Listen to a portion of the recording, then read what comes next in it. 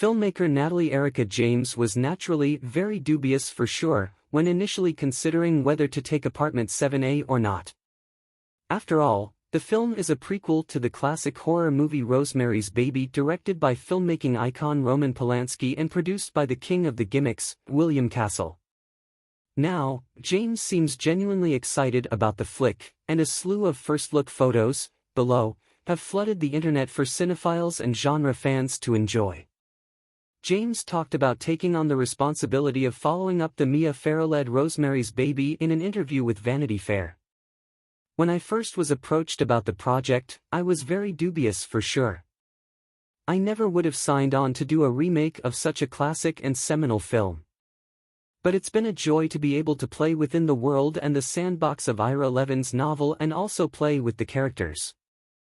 I guess my motivation for taking it on was feeling like there was a different emotional journey to be explored and to do it in a way that skewed the genre a little bit."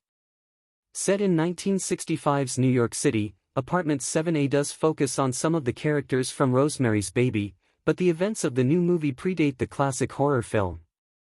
Julia Garner portrays the role of Terry, who was originally played by Victoria Vetri back in 1968. And the other key part, which is that of the Satan-worshipping Minnie Castvet, is played by Oscar winner Diane Wiest.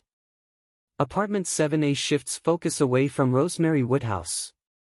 Diane Wiest has won a pair of Best Supporting Actress Oscars over her illustrious career, both of which came from starring in Woody Allen films, Hannah and Her Sisters, Bullets Over Broadway. But now Wiest is stepping into the shoes of the late Ruth Gordon, who starred in one of the best horror movies of all time. Gordon portrayed Minnie Castvet in Rosemary's Baby, 1968, and she walked away with a Best Supporting Actress Academy Award for her efforts. It was the only Oscar Rosemary's Baby won. Apartment 7 as director, Natalie Erica James, discussed Wiest taking over the iconic role during the same sit-down. "With Diane, it was about creating something really distinct, because Minnie is so wonderfully flamboyant and pushy in her way.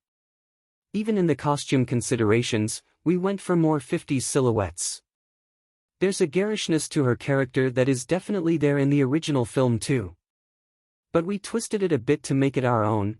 I think the essence of Ruth still remains in this very larger-than-life character, but our base inspiration was the voice actor for Betty Boop, Mae Questel. It's a slightly Bronx-tinged kind of thing." Apartment 7A will drop in time for the Halloween season. The movie takes a character barely utilized in Rosemary's Baby, Terry, and turns her into a primary player for the upcoming prequel. For those who haven't seen the '68 film, don't worry, because there aren't any spoilers about Terry here. However, she will have a lot more screen time being played by Julia Garner this time around. James continued in the same interview. "The film is so much about Terry and her ability to use her body in her craft, but also how it is used against her as well. The sexual assault has reverberations through the rest of the film and how unsafe she feels in her own body. The theme of bodily autonomy being taken away is obviously very strong in the first film as well. A key difference between Rosemary and Terry is that Rosemary starts as almost a hapless victim to the choices that her husband has made, and then it's her journey of uncovering the conspiracy around her and the horror of that. For Terry, I think she almost embodies both Rosemary and Guy, Rosemary's husband. Terry is both the vessel, and also kind of an active part of the Faustian exchange. There's still a wider conspiracy around her, and she's being made to feel complicit in her own assault, which in a sense is even more horrifying. Apartment 7A drops this fall, and Rosemary's Baby is now available to stream on Paramount+.